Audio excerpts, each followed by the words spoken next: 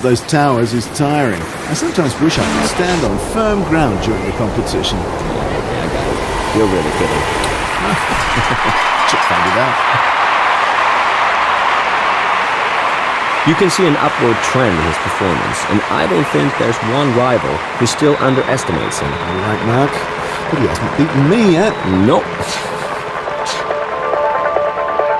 Thanks to technology, we can look at the replay and be clear about things.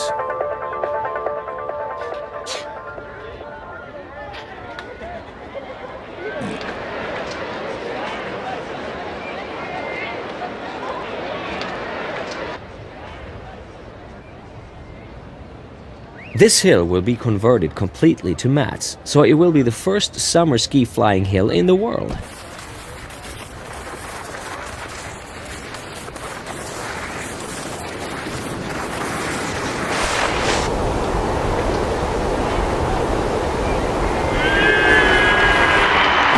might have gone worse for him. He can and must be satisfied with the distance. That's his average performance, and he consolidated it today.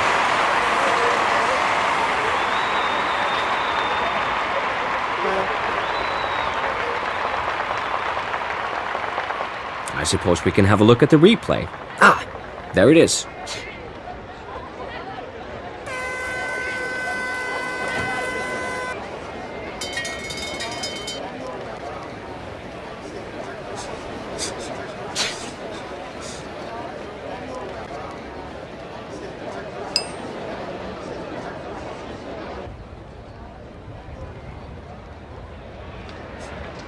Even the weather is now eager to create perfect start conditions. Yes, I can sense there'll be some record distances today.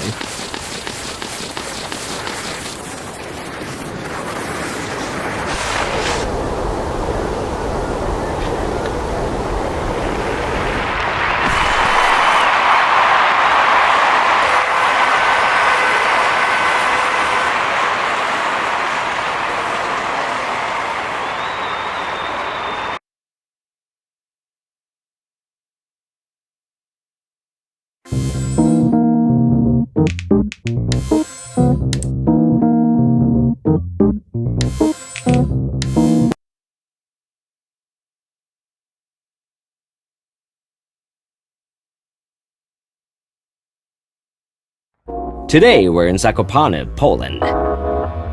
Today I have Colin Phillips at my side, who will give us first-hand information about ski jumping. Hi there, Colin. Hello, Mark.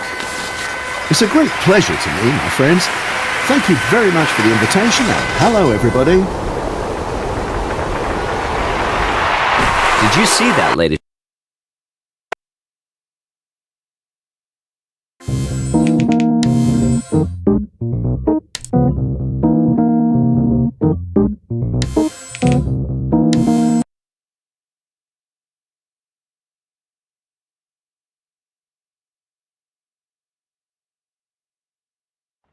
It's like a gale force wind blowing in here.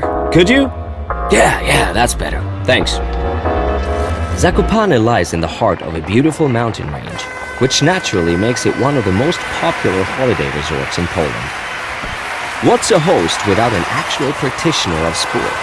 This time, it's Colin Phillips, and we're very proud to have him here with us today. I'm happy to be here too. Hello, ladies and gentlemen.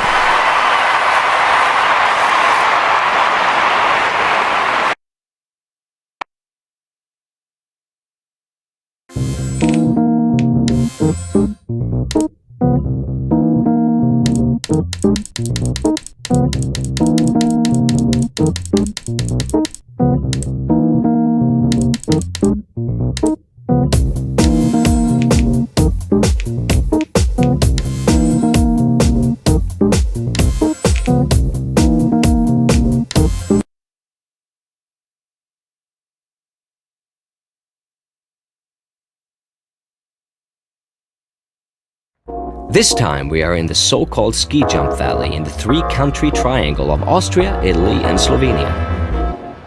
Colin Phillips, ladies and gentlemen, is one of the big names in British ski jumping. It's a great pleasure for me to have him here today. How are you doing, Colin? I'm fine, Mark. I would have liked to start myself, but it wasn't meant to be. He had perfect conditions for a good takeoff with his high speed on the inrun. But then he messed it up. I'm not sure why. Well, I hope it wasn't because he lacked the courage.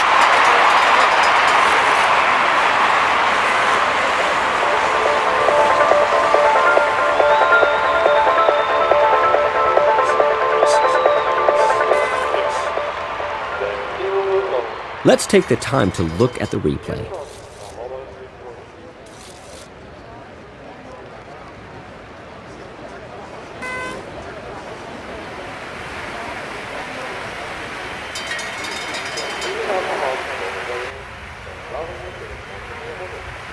There's some crosswind at the moment, but it shouldn't be a problem. However, the skiers will have to adjust to the weather conditions.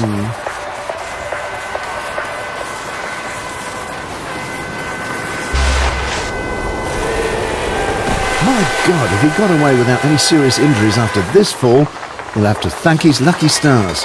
Did you see how the disaster happened? Oh, It's high time that a Pole makes it to the top again. Maybe this young athlete. What do you think, Colin? well, I've never heard of him, but I always like surprises. No, not like that. The takeoff was powerful, but too late. That was nasty. Takeoff without any control, same thing for the flight. He certainly got some bruises when he landed on that icy snow, maybe even worse. Oh, but I hope not.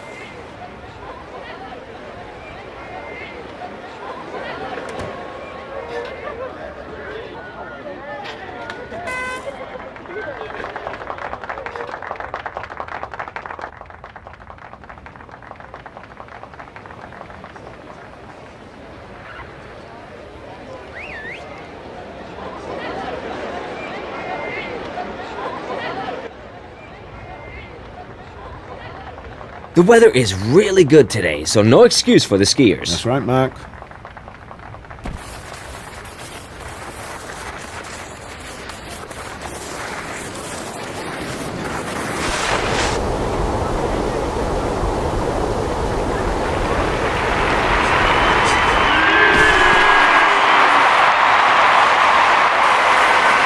The result is better than anything I have ever seen before, so he makes a great stride forward and leaves a good number of rivals behind him. Where did this performance come from? Well, I suppose it's due to his continual training, which gives him the self-confidence he needs for such a performance. Yeah.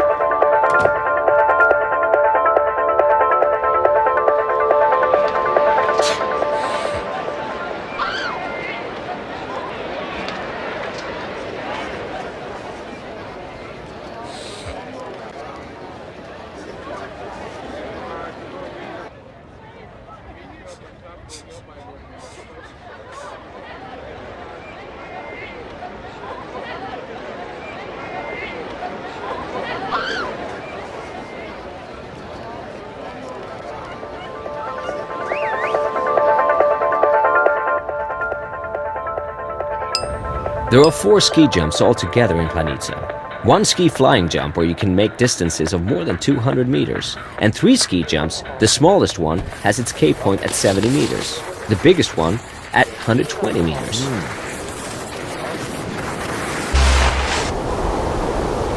I hope it just got bruises, Colin. A fall including a somersault, that's not really what we wish to see in ski jumping. No way. But the landing is sometimes... Can I risk another little pun? No, no, and no again? You may have a humorous and funny bone, but what about a sense of humor? Oh my God, any more of that, I'm out of here. I've had it.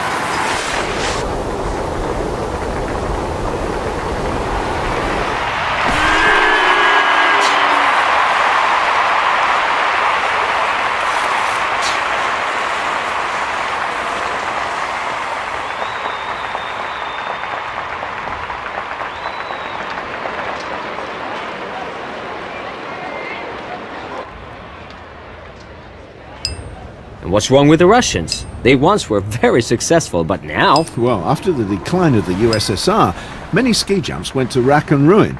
There was no money, and more often than not, there was no will to keep on with this sport. No, what a pity. Yeah, I think so too. But when you're in a small ski jumping community, you're happy about every rival who ends his career.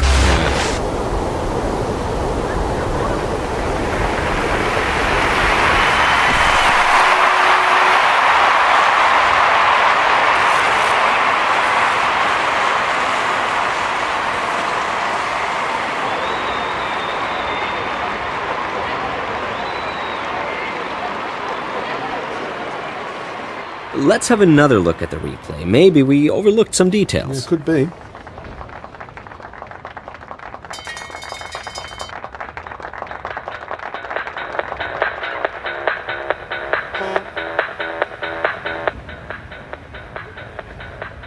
The windsock indicates a slight upwind, so the weather conditions are near to perfect for good distances.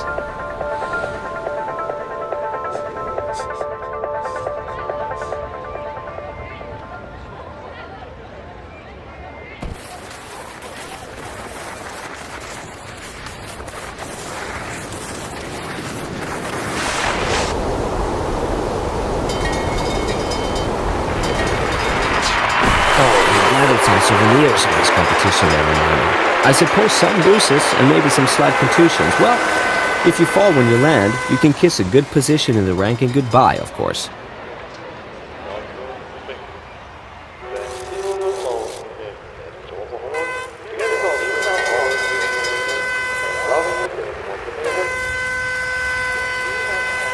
Well, you can't complain about the weather today. No, the weather conditions are perfect.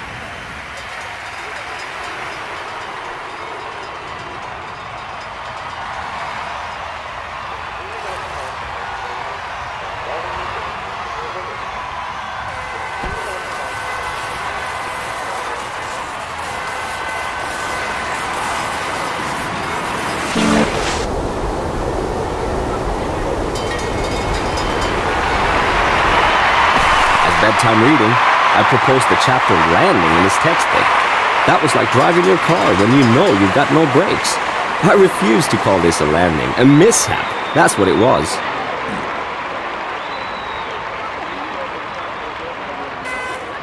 Let's have a look at the replay.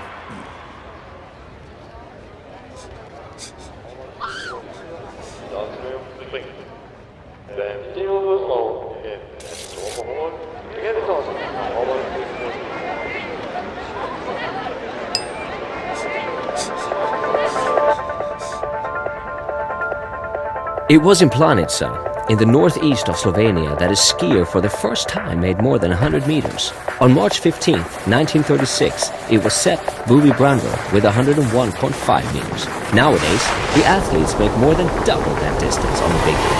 Right now. That's what I would call a random landing. A far from exemplary performance, although the flight itself was not too bad.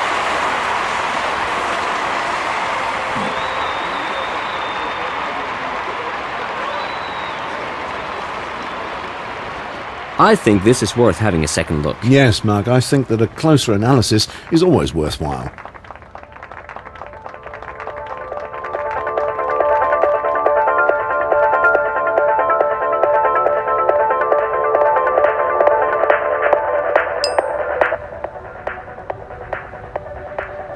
Tell us your recipe for success, Colin. Well, if you ask me, a jump is an extraordinary filigree system. The slightest imprecision and you're out. So the thing is to avoid any mistakes. Okay, and how do you do that? First, it has to become automatic. That means practice, practice, practice. Secondly, you need... Yes, that's the way things go in ski jumping. You make a decent takeoff in flight, and then you mess it all up with a fall on landing. That's terrible. And that's the end of your dreams of a good rank. But he was still lucky. He could have ended up with a serious injury. Yes, he could.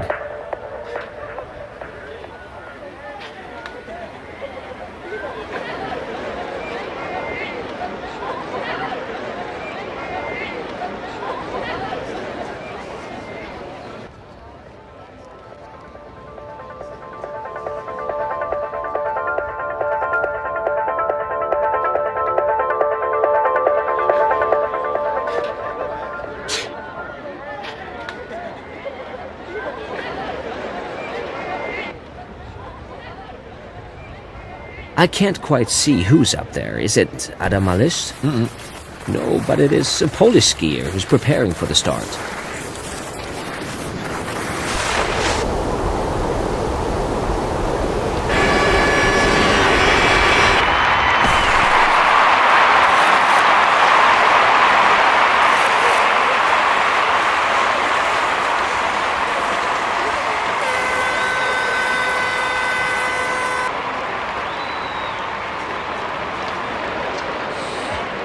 Now we get the chance to analyze all the jumps.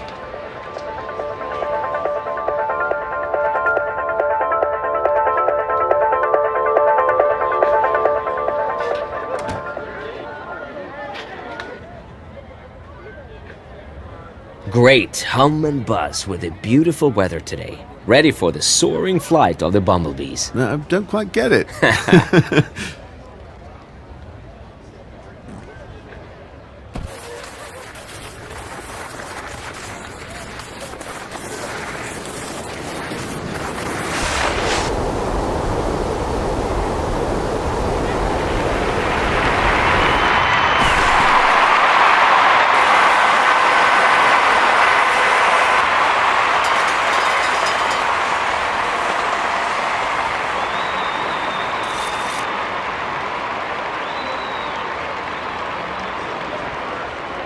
The replay will show us now how on earth he was able to come up with such magic. Yeah.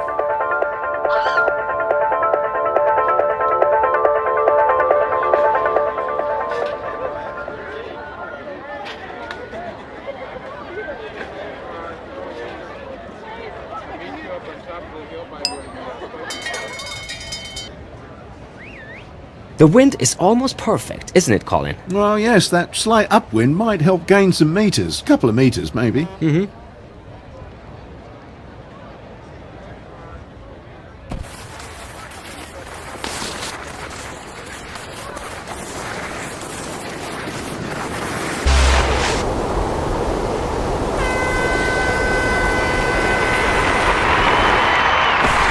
It's as if a magnet pulled him down to earth whenever he reaches this distance.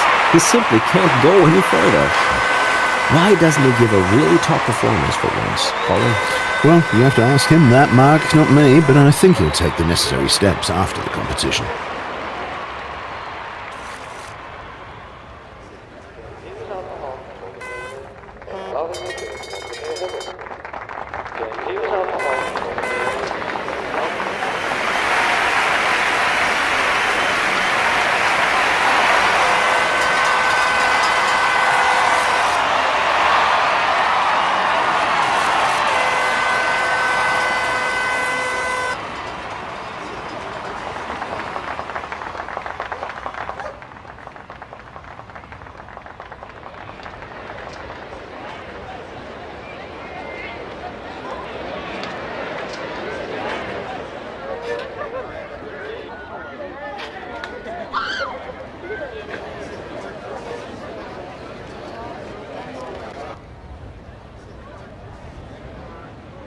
I always find it odd that today's ski jumping heroes are here today but gone tomorrow, fallen into oblivion.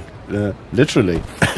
Seriously, what do you think is the reason for this? Well, as I said, ski jumping is a question of psychology above all. And it's even metaphysical sometimes. There's probably no other sport where your inner self is as important as ski jumping.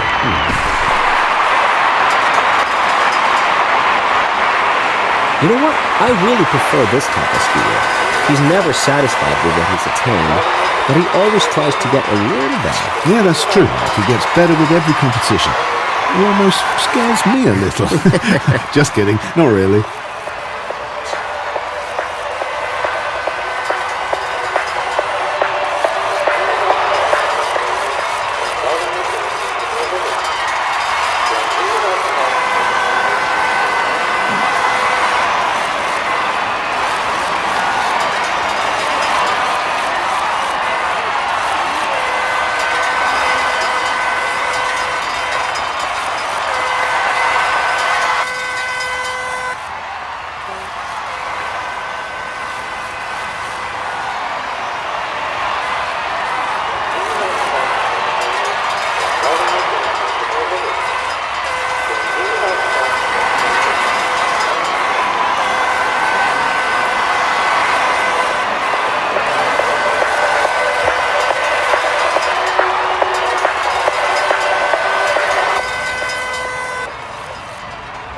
Planica hosts the world's biggest ski flying jump. It's every skier's dream to jump from here. Absolutely. Yep. Why don't you give it a try then, Mark? Okay.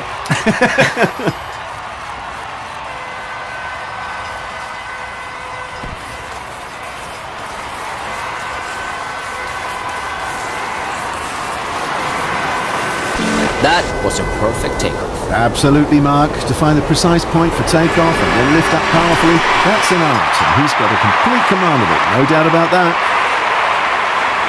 And now the score. Yeah, as I had suspected, a very, very bad performance. The judges had no choice but to give him a low score. Yeah, unfortunately. Let's have another look